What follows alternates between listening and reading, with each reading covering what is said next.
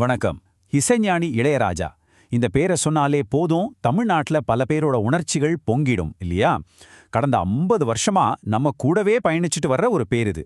சமீபத்துல அவரோட 50வது ஆண்டு இசை பயணத்தை ரொம்ப பிரம்மாண்டமா கொண்டாடினாங்க. அப்போ ஒரு முக்கியமான கேள்வி எழுந்துச்சு. ஒரு கலைஞரோட தாக்கத்தை நாம எப்படி தான் வரையறுக்கிறது? வாங்க இதுக்கு பதில் தேட முயற்சி பண்ணலாம். 50 வருஷம். சும்மா யோசிச்சு பாருங்க. இந்த நம்பரை நாம சாதாரணமா கடந்து போயிடவே முடியாது. ஒரு ஸ்போர்ட்ஸ் ஸ்டார், ஒரு பெரிய அரசியல் தலைவர், ஏன் ஒரு பெரிய கம்பெனி கூட 50 வருஷம் டாப்ல இருக்கிறதுங்கிறது ரொம்ப ரொம்ப கஷ்டமான விஷயம். ஆனா ஒரு கலைஞர், ஒருத்தர் மட்டும் பல தலைமுறைகளோட சந்தோஷம், துக்கம் எல்லாத்துலயும் கூடவே வர்றாருன்னா அதுதாங்க இளையராஜாவோட சாதனை. இது வெறும் ஒரு டைம் பீரியட் இல்ல, இது ஒரு கலாச்சாரத்தோட ஆழமான பதிவு. சரி, அப்போ ஒரு கலைஞர் எப்படி ஒரு மொத்த கலாச்சாரத்தோட அடையாளமாவே மாறுறார்? இந்த கேள்விக்கு பதில் தெரிஞ்சுக்க நம்ம 3 வேற வேற கோணத்திலிருந்து இதை பார்க்கலாம். ஒரு சக கலைஞர், ஒரு சூப்பர் ஸ்டார், அப்புறம் ஒரு மாநிலத்தோட முதல்வர். இவங்க பார்வையில இளையராஜா யாருன்னு பார்க்கலாமா? முதல்ல நாம பார்க்க போறது உலகநாயகன் கமலஹாசனோட பார்வை. கலையோட ஆழம் தெரிஞ்சவர் அவர். அவரை பொறுத்த வரைக்கும் இளையராஜாவோட இசைங்கிறது வெறும் டியூன்ஸ் மட்டும் இல்ல, அது நம்ம கலாச்சாரத்தோட ஆன்மா. அது எப்படின்னு கொஞ்சம் விரிவா பார்க்கலாம். கமல்ஹாசன் தன்னோட பேச்சை எப்படி ஆரம்பிச்சாரு தெரியுமா? உயிரே, உறவே, தமிழே, வணக்கம்னு. சும்மா வணக்கம்னு சொல்லல, அந்த 3 வார்த்தைகள் உயிரே, உறவே, தமிழே, அதிலேயே எல்லாம் அடங்கிருச்சு. இதிலிருந்து என்ன தெரியுது? அவர் இளையராஜாவோட இசைய வெறும் பாட்டா பார்க்கல, அது நம்ம மொழி, நம்ம உறவுகள், நம்ம வாழ்க்கையோட ஒரு அங்கம்னு சொல்றாரு. அதாவது கமலுக்கு இளையராஜாவோட இசைங்கிறது ஜஸ்ட் ஒரு என்டர்டெயின்மெண்ட் இல்ல, அது நம்ம ஒவ்வொருத்தரோட பர்சனல் மெமரிஸ், ஒரு மொத்த ஜெனரேஷனோட ஃபீலிங்ஸ், ஏன் நம்மளோட தமிழ் அடையாளத்தையே அதுதான் வடிவமைச்சிருக்குன்னு சொல்றாரு. அதனால தான் இது காலத்தால அழிக்க முடியாத படைப்புங்கிறாரு.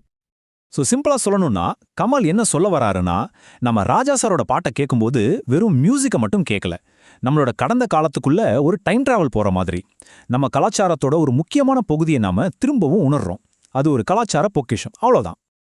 சரி, ஒரு கலாச்சாரத்தோட ஆன்மாவா மாறுற அளவுக்கு இந்த இசை வருதுன்னா அது எங்க இருந்து வருது?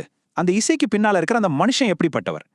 இந்த கேள்விக்கு சூப்பர் ஸ்டார் ரஜினிகாந்த் கிட்ட இருந்து ஒரு ரொம்பவே பர்சனலான பதில் நமக்கு கிடைக்குது. இங்கதான் மொத்த பெர்ஸ்பெக்டிவே மாறுது. நாம இவ்ளோ நேரம் பேசிட்டு இருந்த இசைஞானிங்கிற அந்த பெரிய இமேஜ்ல இருந்து ரஜினிகாந்த் நம்மள நேரா அந்த மனுஷங்கிட்ட கூட்டிட்டு போறாரு. ரொம்ப டிசிப்ளின்டான, ரொம்ப பர்சனலான, ஏன் நல்ல ஹியூமர் சென்ஸ் உள்ள ஒரு இளையராஜாவை நமக்கு அறிமுகப்படுத்துறாரு. ரஜினி ரொம்ப ஆச்சரியமா பார்க்கறது இந்த குணங்களை தான். அந்த தெய்வீகமான மியூசிக் பின்னாடி இருக்கிற அந்த இரும்பு மாதிரியான ஒழுக்கம், வேலையில 100க்கு 100 நேர்மை, எல்லாத்துக்கும் மேல இசை மேல அவருக்கு இருந்த அந்த ஒரு ஸ்பிரிச்சுவல் கனெக்ஷன். இதுதாங்க இளையராஜான்னு ரஜினி சொல்றாரு. நாம பொதுவா ராஜாவை ரொம்ப சீரியஸான ஆளா தானே பார்க்கறோம். ஆனா ரஜினி யாருக்கும் தெரியாத ஒரு ஆச்சரியமான விஷயத்தையும் ஷேர் பண்றாரு. ஒரு பார்ட்டியில ராஜா சார் நைட் முழுக்க டான்ஸ் ஆடி இருந்தாராம். இதை கேட்கும்போது அந்த பெரிய இசை மேதைக்குள்ள இருக்கிற ஒரு சாதாரண ஜாலியான மனுஷன் நமக்கு தெரிய வர்றான். அவரை இந்த அளவுக்கு பக்கத்துல இருந்து தெரிஞ்சுக்கிட்டதால தான் ரஜினி அந்த ஒரு வார்த்தையை சொன்னப்போ மொத்த கூட்டமும் ஆடிப்போச்சு.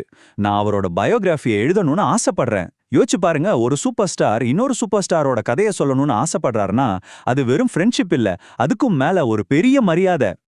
சரி, ஒரு பக்கம் கலாச்சாரத்தோட ஆன்மா, இன்னொரு பக்கம் சக கலைஞர்கள் கொண்டாடுற ஒரு மனுஷன். இப்படிப்பட்ட ஒரு லெகசியா அடுத்த ஜெனரேஷனுக்கு எப்படி கொண்டு போறது? இங்கதான் அரசாங்கத்தோட பங்கு ரொம்ப முக்கியமா இருக்கு.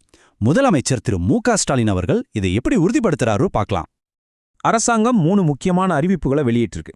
1, இளையராஜா பேர்ல ஒரு புது ஸ்டேட் அவார்டு. 2வது, அவருக்கு பாரத ரத்னா கொடுக்கணும்னு ரெக்கமெண்ட் பண்ணியிருக்காங்க. 3வது, நம்ம சங்க இலக்கியங்களுக்கு அவர் இசையமைக்க போற ஒரு வரலாற்று சிறப்புமிக்க ப்ராஜெக்ட். இது ஒவ்வொன்றுமே அவரோட புகழை வெறும் கொண்டாட்டமா மட்டும் இல்லாம ஒரு நிரந்தர அடையாளமா மாத்துறதுக்கான முயற்சி தான். இந்த அங்கீகாரத்துக்கு எல்லாம் முக்கியமான காரணம்னு முதலமைச்சர் ஒரு விஷயத்த சொன்னாரு. அதாவது இளையராஜாவோட இசைங்கிறது தமிழ்நாட்டோட சொத்து மட்டும் இல்ல, அது மொழி, நாடுன்னு எல்லா எல்லையும் தாண்டின ஒரு உலக பொக்கிஷம். அதை உலகமே கொண்டாடணுங்கிறது தான் அரசாங்கத்தோட நோக்கம். அப்போ நாம பார்த்த இந்த 3 பார்வைகளும் இப்போ ஒன்னு சேருது பாருங்க. கமல்ஹாசனுக்கு அவர் நம்ம கலாச்சாரத்தோட ஆன்மா, ரஜினிகாந்துக்கு அவர் ஒரு டிசிப்ளின்டான மரியாதைக்குரிய மனுஷன், அரசாங்கத்துக்கு அவர் ஒரு தேசிய புதையல். இந்த 3 ஆங்கிளும் சேரும்போது தான் இளையராஜாவோட முழுமையான ஒரு படம் நமக்கு கிடைக்குது. இளையராஜாங்கிறது வெறும் ஒரு தனிநபர் அல்ல, அவர் ஒரு சகாப்தம். ஒரே ஒரு கலைஞர் ஒரு மொத்த கலாச்சாரத்தோட சவுண்ட் ட்ராக்கையே பல தலைமுறைகளுக்கு எழுத முடியுதுன்னா அது எவ்வளவு பெரிய விஷயம். இப்போ நம்ம முன்னாடி நிக்கிற கேள்வி இதுதான். அடுத்த தலைமுறைக்கான இசை அடையாளத்தை யார் உருவாக்க போறா? அந்த இடத்த யாராலையாவது நிரப்ப முடியுமா?